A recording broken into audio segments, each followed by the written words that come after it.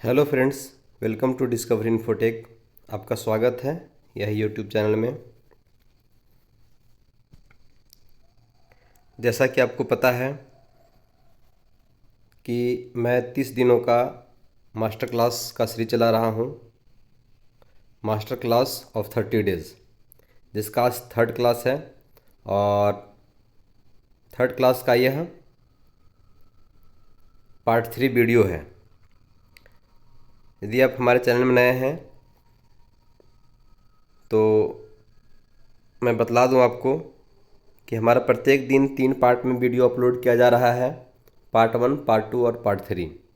Part 1 में क्या है कि झारखंड संबंधित ज्ञान, झारखंड से संबंधित टॉपिक को पढ़ाया जा रहा है, जो हमारे पिछले वीडियो में आप देख सकते हैं। और पार्ट 2 में जो क्षेत्रीय भाषा के रूप में जो नागपुरी लिए हैं तो उनके लिए मैं नागपुरी क्लास ले रहा हूँ। और पार्ट 3 में कंप्यूटर और विज्ञान और सामाजिक अध्ययन, जो जीके और जीएस का जो पोर्शन है, उसको मैं कवर कर रहा हूँ। तो इस प्रकार से पार्ट 1, पार्ट 2 और पार्ट 3 में प्रत्येक दिन वीडियो अपलोड किए जा रहे हैं, क्लासेस ली जा रही है। तो मैं आशा करता हूँ कि इस क्लास से आप लाभान्वित होंगे और दूसरों तक इसको शेयर करेंगे ताकि अन्य अभ्यर्थी भी इसका क्लास का लाभ ले सकें। तो चलिए फिर हम पहले कंप्यूटर का 20 आज एमसीक्यू देखते हैं, उसके बाद वनस्पति विज्ञान के प्रमुख शाखाएं को हम लोग देखेंगे। ठीक है, हम आगे चलते हैं कंप्यूटर की ओर। अब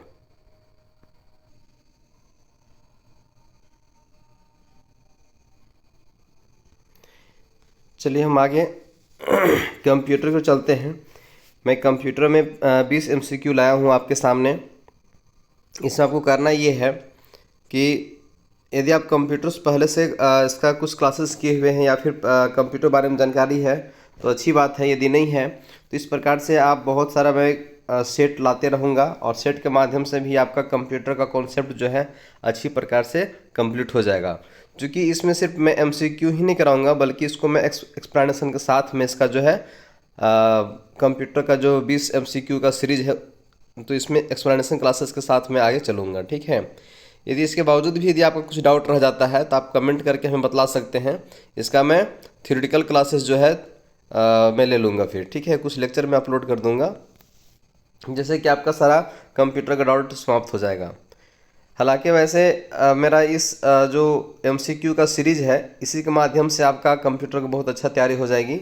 और मैं आशा करूँगा कि लगभग आपका 20 में से जो है कि 15 प्लस तो हमेशा जो है कि आपका सही आंसर होगा ही होगा।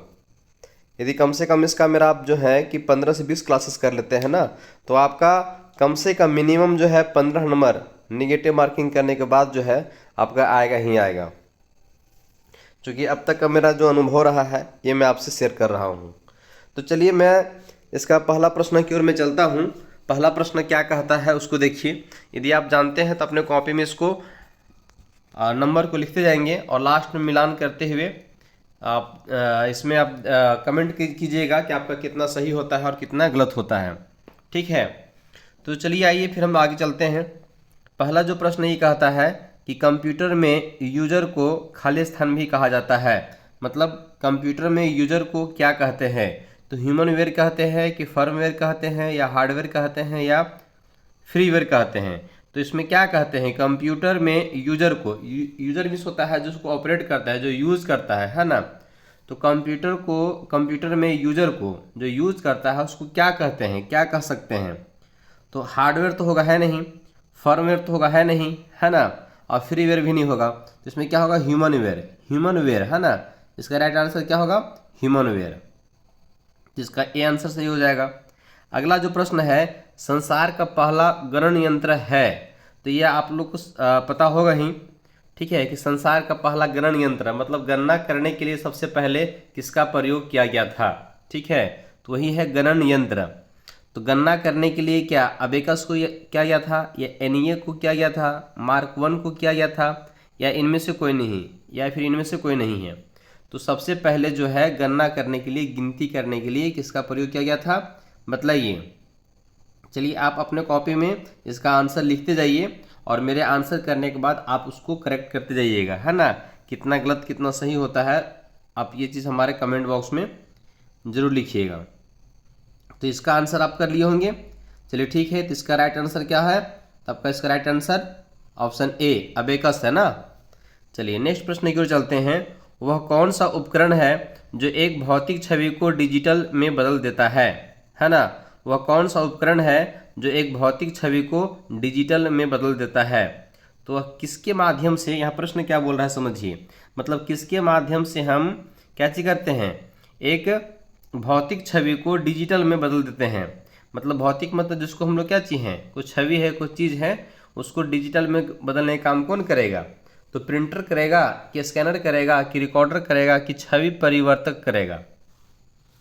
तो देखिए समझिए पहले इसमें, स्कैनर का क्या काम है? कोई भी चीज़ को स्कैन करके उसको डिजिटल रूप में करना। छवि परिवर्तक मतलब किसी का छवि के रूप में कन्वर्ट करना। तो हो सकता है कि हार्डवेयर को सॉफ्टवेयर में करेगा या फिर सॉफ्टवेयर को हार्डवेयर में करेगा। तो छवि परिवर्तक में दोनों हो सकता है। प्रिंटर क्या करता है? तो प्रिंट करता है, जो सॉफ्ट चीज़ रहता है ना उसको प्रिंट करके हार्ड चीज़ में कन्वर्ट करता है। और रिकॉर्डर का काम क्या चीज़ है? तो कोई भी चीज़ को रिकॉर्ड करके वो सॉफ्ट बनाता है, सॉफ्ट के रूप में रखता है। जैसे मैं वॉइस बोल रहा हूँ तो ये कैमरा जो है रिकॉर्ड कर रहा है ना, या कोई वीडियो रिकॉर्ड होता है। तो इस प्रश्न के अनुसार से आपको क्लियर है, इसमें कोई भौतिक छवि को डिजिटल में कन्वर्ट करने का कौन काम करेगा? तो स्कैनर करेगा। ठीक है, कौन सा उपकरण काम करेगा? तो इसका राइट आंसर क्या हो जाएगा? इसका भी राइट आंसर आपका क्या हो जाएगा? ए हो जाएगा। क्लियर। चलिए अब नेक्स्ट प्रश्न की ओर चलते हैं। VGA का पूर्ण रूप क्या है ना? VGA तो वेक्टर ग्राफिक्स एसोसिएशन है कि वीडियो ग्राफिक्स एसोसिएशन होता है कि वेक्टर ग्राफिक्स एरे होता है या वीडियो ग्राफिक्स एरे होता है? तो इसका राइट आंसर क्या हो जाएगा बताइए? इसका राइट आंसर क्या होगा? VGA है ना। तो VGA का फुल फॉर्म क्या होता है ये पूछ रहा है आपसे।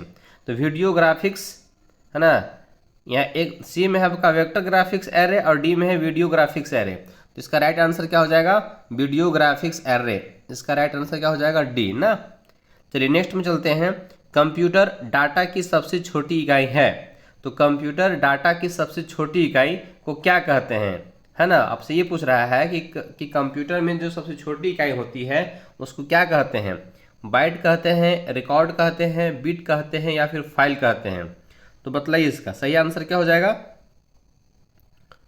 तो इसका सही आंसर क्या हो जाएगा? बीट हो जाएगा। ठीक है, बीट है ना। बीट से क्या बनता है? बाइट बनता है। बाइट से क्या बनता है? फिर MB KB GB से बनता है ना। चलिए नेक्स्ट में आगे चलते हैं कि बग को तत्काल समाधान के रूप में प्रदान की गई त्वरित मरम्मत को क्या कहा जाता है?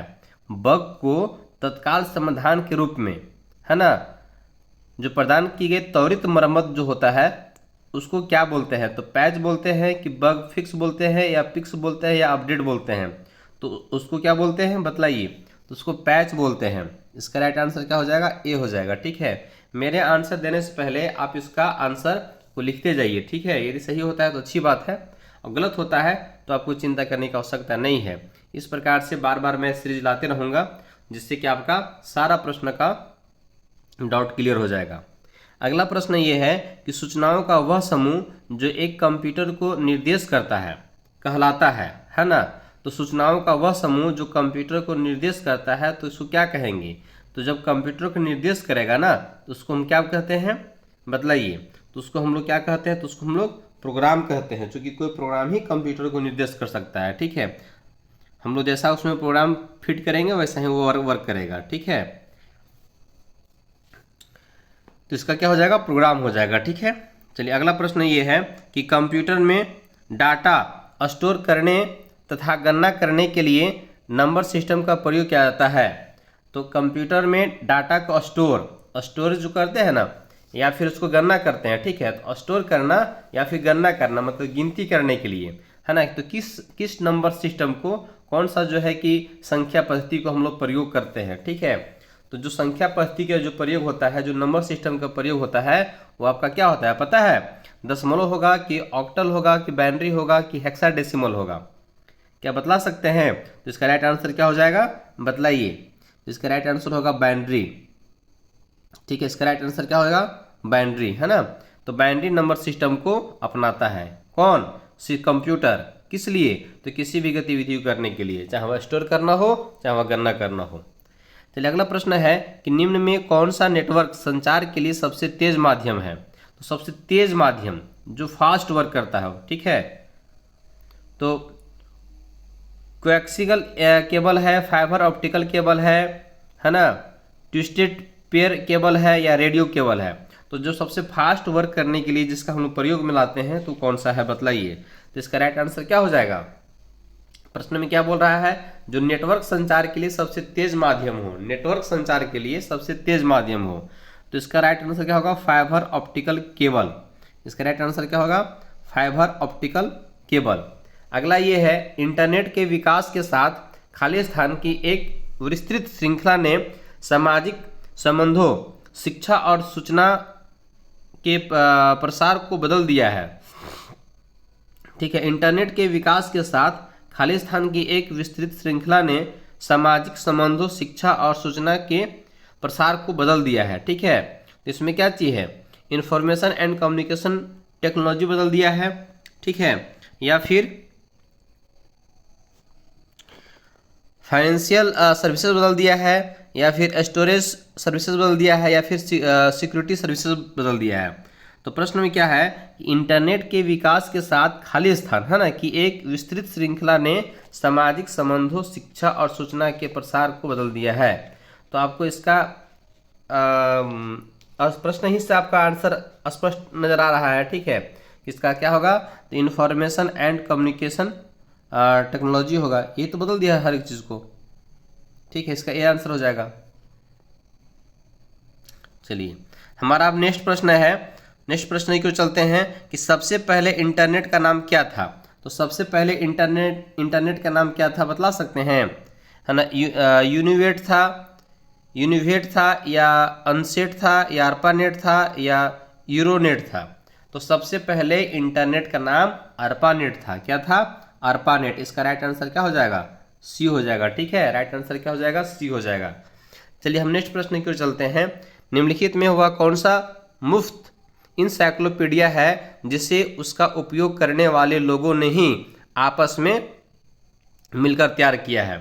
तो प्रश्न क्या है कि निम्नलिखित में वह कौन सा मुफ्त इंसाइक्लोपीडिया है जिसे उसका उपयोग करने वाले लोगों ने ही आपस में मिल करके, है ना, जो उसका प्रयोग करने वाले जो लोग थे वही लोग आपस में मिल करके उसको बनाए थे। तो वह क्या है? गूगल है कि विकीपीडिया है कि इंसाइक्लोपीडिया है कि याहू है? इसका राइट आंसर क्या होगा बतलाइए। तो इसका राइट आंसर क्या होगा? विकीपीडिया, है ना। इसका राइट आंसर विकीपीडिया होगा। चलिए अगला प्रश्न की ओर चलते हैं। विंडो 10 में निर्मित ब्राउजर कहा जाता है? विंडो 10 में निर्मित ब्राउजर को क्या कहते हैं? इंटरनेट एक्सप्लोरर कहते हैं, बिंग कहते हैं, माइक्रोसॉफ्ट आउटलुक कहते हैं या माइक्रोसॉफ्ट एज कहते हैं? तो विंडोज 10 में निर्मित ब्राउजर को क्या कहते हैं? ठीक है, तो उस ब्राउजर को, जो विंडोज 10 में ब्राउजर को जो निर्माण किया गया है, निर्मित किया गया है, उसको हम क्या कहते हैं? तो उसको क्या जी कहते हैं? तो माइक्रोसॉफ्ट एज कहते हैं। इसका राइट आंसर क्या हो जाएगा? डी, माइक्रोसॉफ्ट एज कहते हैं। इनमें कौन सा एप्लीकेशन MS ऑफिस का है ना? देखिए वर्ड है, फोटोशॉप है, जीमेल है, क्रोम है। जहाँ MS ऑफिस जहाँ बात होगा तो MS मीन्स माइक्रोसॉफ्ट। ठीक है, MS मीन्स क्या होता है? इसको शॉर्ट फॉर्म में क्या बोलते हैं? MS को फुल फॉर्म क्या होता है? माइक्रोसॉफ्ट। ठीक है, तो MS ऑफिस हम पूछ रहा है, मतलब माइक्रोसॉफ्ट ऑफिस। तो माइक्रोसॉफ्ट ऑफिस में क्या जो होता है? माइक्रोसॉफ्ट वर्ड होता है, माइक्रोसॉफ्ट एक्सेल होता है, माइक्रोसॉफ्ट पावर पॉइंट होता है और माइक्रोसॉफ्ट एक्सेस होता है। तो जहाँ माइक्रोसॉफ्ट लग गया तो समझिए कि MS ऑफिस का पैकेज है। तो इसमें वर्ड है ना, आपका फोटोशॉप तो होगा है नहीं, जीमेल और क्रोम तो होगा है नहीं, इसमें क्या अच्छी हो जाएगा? वर्ड हो जाएगा। इसका राइट आंसर क्या हो जाएगा? वर्ड, है ना। चलिए नेक्स्ट प्रश्न की ओर चलते हैं।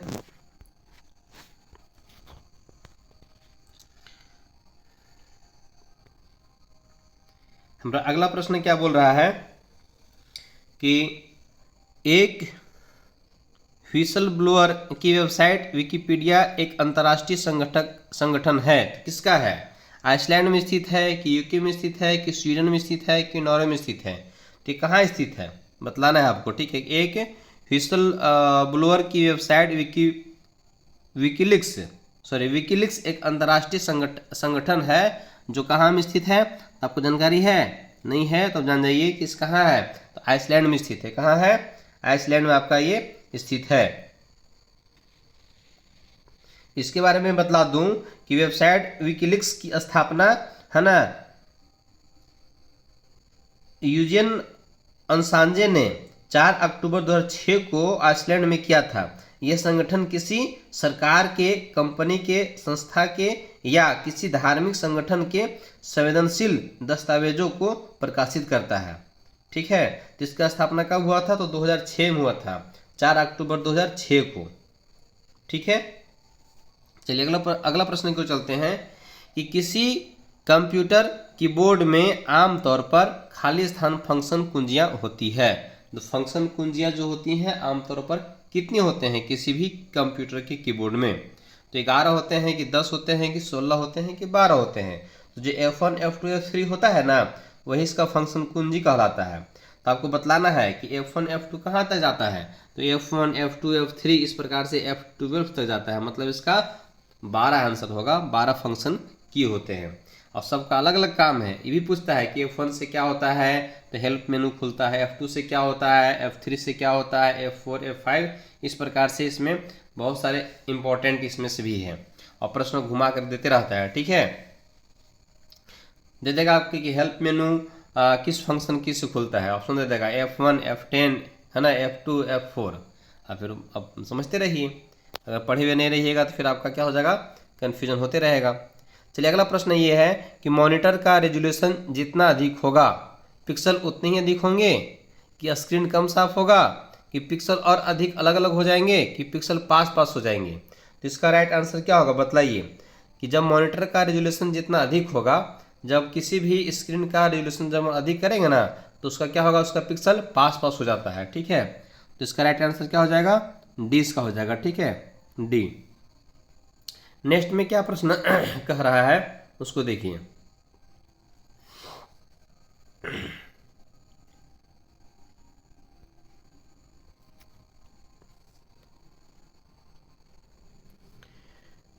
है ISDN का विस्तारित रूप क्या चीज़ है ना, ISDN है ना, ISDN का फुल फॉर्म क्या चीज़ है? तो ऑप्शन आपका ये है इंटीग्रेटेड सर्विसेज डिजिटल नेटवर्क, या integrated services double network, inter services digital network, या इंटीग्रेटेड सर्वर डिजिटल नेटवर्क। तो इसका राइट आंसर क्या होगा और क्या बतला सकते हैं? तो इसका राइट आंसर क्या होगा, तो इसका राइट आंसर ये होगा कि इंटीग्रेटेड सर्विसेज डिजिटल नेटवर्क। इसका ए आंसर जो है कि राइट होगा, राइट आंसर है, ठीक है। अगला प्रश्न ये है कि किसी विंडो को आइकन में सिंक कर देना क्या कहलाता है? तो किसी विंडो को आइकन में सिंक करना मतलब डाल देना ना, तो उसको क्या कहते हैं? तो ग्रुप विंडो खोलना है ना, विंडो को मिनिमाइज करना, विंडो को मैक्सिमाइज करना, या फिर विंडो को है ना रिस्टोर करना।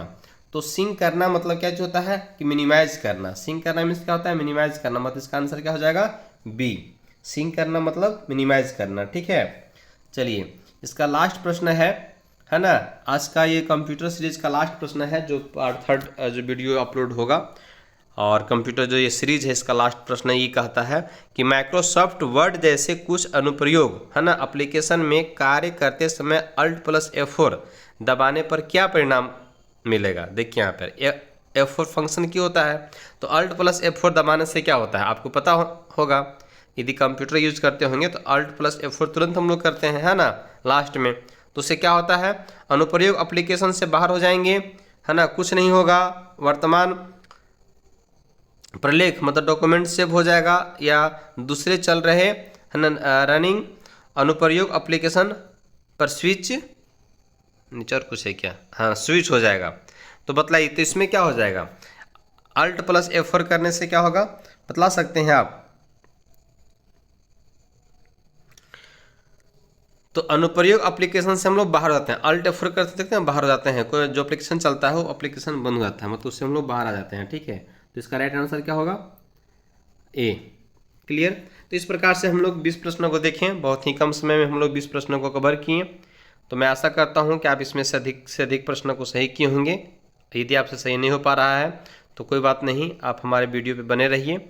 आपका आने वाला समय में, है ना, 30 डेज़ के अंदर में, है ना, 30 दिनों के अंदर में जो है इस वीडियो को बार बार देखते रहिए आप। उसके बाद जब मैं फिर से टेस्ट लूँगा 30 दिन के बाद, फिर से आपका एक रिविज़न सीरीज चलेगा, तो उसमें आपको एहसास हो जाएगा कि वीडियो कितना कारगर हुआ। फिर हमें आप बतलाइएगा कमेंट करके कि हाँ पहले और अभी में क्या अंतर रहा। ठीक है, तो चलिए कंप्यूटर तो हो गया है, अब हम चलते हैं साइंस की ओर, जो मैं आपको टॉपिक में बतलाया था। ठीक है,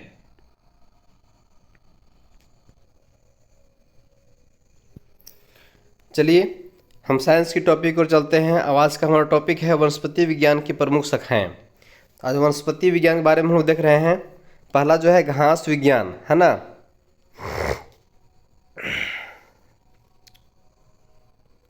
घास विज्ञान को एग्रोस्टोलॉजी, घासों का अध्ययन व पालन, है ना। तो घास विज्ञान के अंतर्गत में क्या होता है? घासों का अध्ययन और पालन करते हैं। ठीक है, इसको हम लोग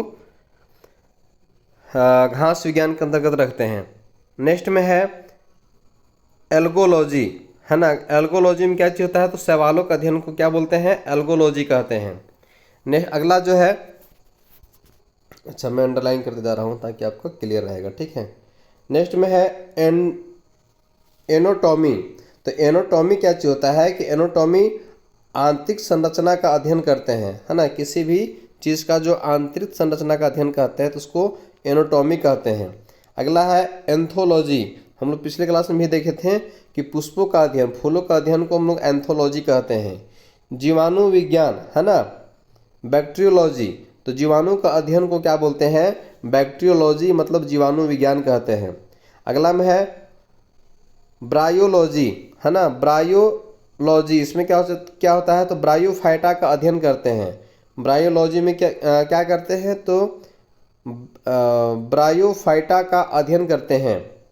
नेक्स्ट में है केसिडोलॉजी। क्या चीज़ है? केसिडोलॉजी। तो पादपों में रोगजन्य गांठों, पादप कैंसर का अध्ययन करते हैं। पादपों में जो गांठ हो जाता है या पादप कैंसर का अध्ययन करते हैं, तो किसके अंतर्गत करते हैं? तो केसिडोलॉजी के अंतर्गत करते हैं। ठीक है,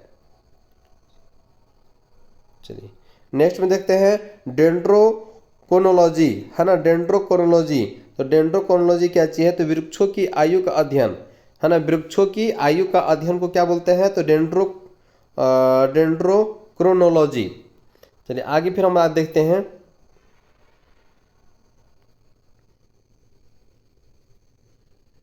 डेंड्रोलॉजी।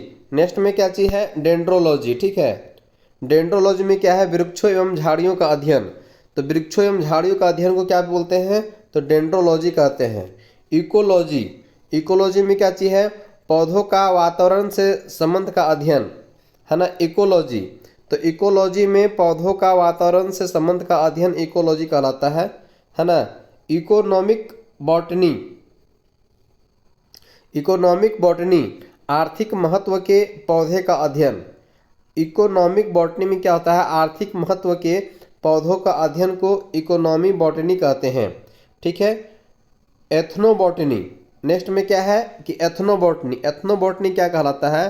तो आदिवासियों द्वारा पादपों के उपयोग का अध्ययन को क्या कहते हैं? तो एथनोबॉटनी कहते हैं। आदिवासियों द्वारा पादपों के उपयोग का अध्ययन को एथनोबॉटनी कहते हैं। अगला क्या चीज़ है? तो फॉरेस्ट्री, वनों का अध्ययन को क्या कहते हैं? तो फॉरेस्ट्री कहते हैं। वनों का अध्ययन को फॉरेस्ट्री कहते हैं। नेक्स्ट में क्या है? एक्सोबायोलॉजी, है ना। एक्सोबायोलॉजी, इसमें क्या चीज़ है? तो अन्य ग्रहों पर संभावित जीवों की उपस्थिति का अध्ययन को क्या कहते हैं? तो एक्सोबायोलॉजी कहते हैं। अन्य ग्रहों पर संभावित जो जीव हैं उनकी उपस्थिति का अध्ययन जो होता है ना, तो उस अध्ययन को क्या कहते हैं? तो एक्सोबायोलॉजी कहते हैं। अगला में है जेनेटिक इंजीनियरिंग, है ना। जेनेटिक इंजीनियरिंग कृत्रिम जीन्स, है ना, का निर्माण व स्थानांतरण का अध्ययन। तो जेनेटिक इंजीनियरिंग कृत्रिम जीन्स जो है ना का जीन होता है ना, जीन वही जीन्स है, बहुत से इसमें प्लूरल शब्द में इसका यूज किया हुआ है। तो का निर्माण का स्थानांतरण का अध्ययन को क्या कहते हैं? तो जेनेटिक इंजीनियरिंग कहते हैं। ठीक है, चलिए आगे फिर हम देखते हैं इसमें।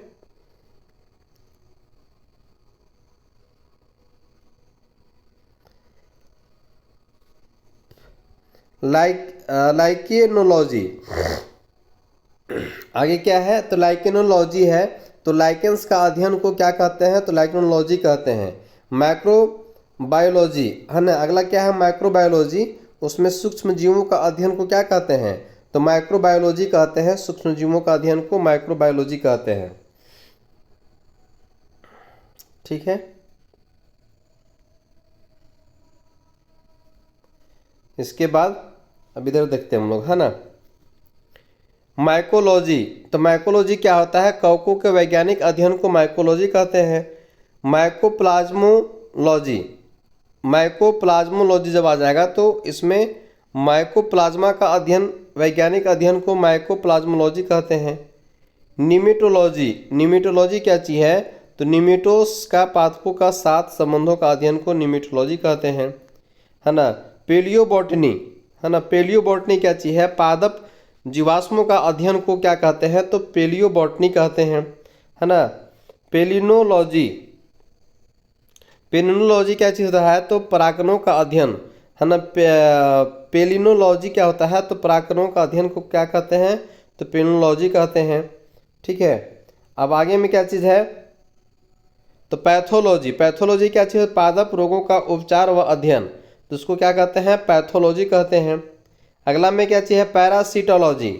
पैरासिटोलॉजी क्या है? तो पोषक तथा परजीवी के संबंधों को अध्ययन को क्या कहते हैं? तो पैरासिटोलॉजी। पोषक तथा परजीवी के संबंध का अध्ययन जो होता है वो क्या कहलाता है? तो पैरासिटोलॉजी कहलाता है। ठीक है, पैरासीटामोल नहीं समझ लेना आपको, पैरासीटामोल बुखार की जो दवा होता है। ठीक है, अब आगे देखिए फार्माकोलॉजी। तो फार्माकोलॉजी क्या चीज़ है ना, कि ये औषधीय पादपों का अध्ययन को क्या कहते हैं? तो फार्माकोलॉजी कहते हैं। फिजियोलॉजी क्या चीज़ है? तो विभिन्न पादपों के जैविक क्रियाओं का अध्ययन को क्या कहते हैं? तो फिजियोलॉजी कहते हैं। फिजियोलॉजी क्या कहते हैं? तो विभिन्न पादपों के जैविक क्रियाओं के अध्ययन को फिजियोलॉजी कहते हैं। अब अगला में है टेरिडोलॉजी, है ना। टेरिडोलॉजी ये क्या चीज़ है? तो टेरिडोफाइटा का अध्ययन को टेरिडोलॉजी कहते हैं। टेरिडोलॉजी क्या है? तो टेरिडोफाइटा का अध्ययन को टेरिडोलॉजी कहते हैं। नेक्स्ट में है फाइटोजियोग्राफी। क्या है? फाइटोजियोग्राफी। ठीक है, तो पौधों के वितरण व उसके कारणों का अध्ययन को क्या कहते हैं? तो फाइटोजियोग्राफी कहते हैं। ठीक है, स्पेस बायोलॉजी, है ना। स्पेस बायोलॉजी क्या चीज़ है? अंतरिक्ष तथा वायुमंडल में स्थित पादपों का अध्ययन को क्या कहते हैं? तो स्पेस बायोलॉजी कहते हैं। स्पेस बायोलॉजी, है ना। अंतरिक्ष तथा वायुमंडल में स्थित पादपों का अध्ययन को क्या कहते हैं? तो स्पेस बायोलॉजी कहते हैं। ठीक है, स्पर्मेलॉजी क्या चीज़ है? तो बीजों का अध्ययन को क्या कहते हैं? स्पर्मेलॉजी कहते हैं, है ना। नेक्स्ट में क्या चीज़ है? हीलियोथेरेपी सूर्य के प्रभाव से चिकित्सा करने की प्रक्रिया को क्या कहते हैं? तो हीलियोथेरेपी कहते हैं। ठीक है, हीलियोथेरेपी सूर्य के प्रभाव से चिकित्सा करने की प्रक्रिया को क्या कहते हैं? तो हीलियोथेरेपी कहते हैं। चलिए हम आगे की ओर चलते हैं फिर इसके बाद।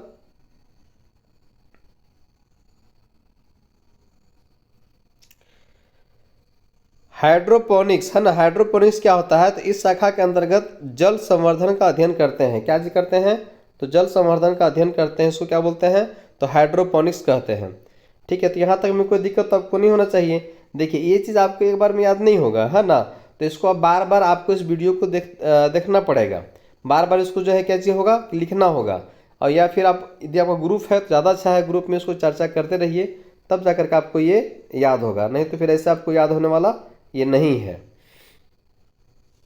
ठीक है, अब आगे देखिए, इसमें कुछ कुछ और चीज देखते हैं। एंटोनॉमी क्या चीज है? तो विच्छेदन के द्वारा शरीर एवं विविध अंगों की रचना का प्रदर्शन करना। ठीक है। एंथ्रोपोलॉजी, एंथ्रोपोलॉजी क्या चीज है? मानव जाति के सांस्कृतिक विकास का अध्ययन को एंथ्रोपोलॉजी कहते हैं। इकोलॉजी क्या चीज है? जैविक एवं अजैविक वातावरण से जीवों के विविध संबंधों का अध्ययन को क्या कहते हैं? तो इकोलॉजी कहते हैं, है ना। नेक्स्ट में क्या है? एंड्रोक्राइनोलॉजी, ये अंतःस्रावी तंत्रों का अध्ययन को क्या कहते हैं? एंड्रोक्राइनोलॉजी कहते हैं। और नेक्स्ट में क्या चीज है? एम्ब्रायोलॉजी, एम्ब्रायोलॉजी क्या चीज है? तो भ्रूणीय संवर्धन का अध्ययन को एम्ब्रायोलॉजी कहते हैं, है ना। इंजाइमोलॉजी, इंजाइमोलॉजी क्या चीज है? उत्प्रेरकों का अध्ययन को इंजाइमोलॉजी कहते हैं। ठीक है। नेक्स्ट में क्या चीज है? एंटोमोलॉजी, है ना। एंटोमोलॉजी, इसमें क्या है? कीट पतंगों का अध्ययन को एंटोमोलॉजी कहते हैं। जेनेटिक्स, जेनेटिक्स क्या है? तो जीवों के आनुवांशिक लक्षण एवं इसकी क्या चीज है? तो वंशागति का अध्ययन को क्या कहते हैं? तो जेनेटिक्स कहते हैं। नेक्स्ट में आगे यहाँ देखते हैं हीमेटोलॉजी, है ना। हीमेटोलॉजी क्या चीज है? तो रुधिर एवं रुधिर संबंधी रोग का अध्ययन, जो खून होता है रुधिर ना, तो रुधिर एवं रुधिर संबंधी रोग का अध्ययन को हीमेटोलॉजी कहते हैं। नेक्स्ट में क्या चीज है? हर्पेटोलॉजी, हर्पेटोलॉजी क्या है? तो उभयचरों एवं सरीसृपों का अध्ययन को क्या चीज है? तो उसको हर्पेटोलॉजी कहते हैं। ठीक है। मैमोलॉजी क्या चीज है? स्तनधारियों का अध्ययन को क्या चीज है? तो मैमोलॉजी कहते हैं। ठीक है। माइक्रोबायोलॉजी, है ना। माइक्रोबायोलॉजी अति सूक्ष्म जीवों का अध्ययन को माइक्रोबायोलॉजी कहते हैं। ठीक है। न्यूरोलॉजी, तंत्रिका तंत्र का अध्ययन को क्या कहते हैं? न्यूरोलॉजी। तो न्यूरोलॉजिस्ट हो जाता है न्यूरो सर्जन या न्यूरोलॉजिस्ट। तो जो तंत्रिका तंत्र से संबंधित कुछ सर्जरी करते हैं तो उसको न्यूरो सर्जन कहते हैं। ओडोंटोलॉजी, है ना। ओडोंटोलॉजी क्या चीज है? कि दांत विज्ञान संबंधी अध्ययन को ओडोंटोलॉजी कहते हैं। ठीक है। नेक्स्ट में है आर्थिनोलॉजी, है ना। आर्निथोलॉजी, आर्निथोलॉजी क्या चीज है? तो पक्षियों के अध्ययन को क्या कहते हैं? आर्निथोलॉजी कहते हैं। ठीक है। अब आगे देखते हैं। कुछ इधर भी छूट गया था ना। इंजाइमोलॉजी, इंजाइमोलॉजी क्या चीज है? तो उत्प्रेरक के अध्ययन को इंजाइमोलॉजी कहते हैं। एंटोमोलॉजी क्या चीज है? तो कीट पतंगों का अध्ययन को एंटोमोलॉजी कहते हैं। जेनेटिक्स क्या चीज है? तो जीवों के आनुवांशिक लक्षण एवं इसकी वंशागति का अध्ययन को जेनेटिक्स कहते हैं। ठीक है। यहाँ पे हम लोग पक्षियों का अध्ययन हम लोग देख चुके थे। इसका आगे देखते हैं पैडोलॉजी, तो रोगों की प्रकृति, लक्षण एवं कारणों का अध्ययन को क्या कहते हैं? तो पैथोलॉजी कहते हैं। नेक्स्ट में क्या चीज है? रेडियोलॉजी, है ना। रेडियोलॉजी, तो जीवों पर विकिरण प्रभाव का अध्ययन जो होता है उसके बारे में जो हम लोग सीखते हैं, नॉलेज लेते हैं, उसको क्या बोलते हैं? तो रेडियोलॉजी। नेक्स्ट में क्या चीज है?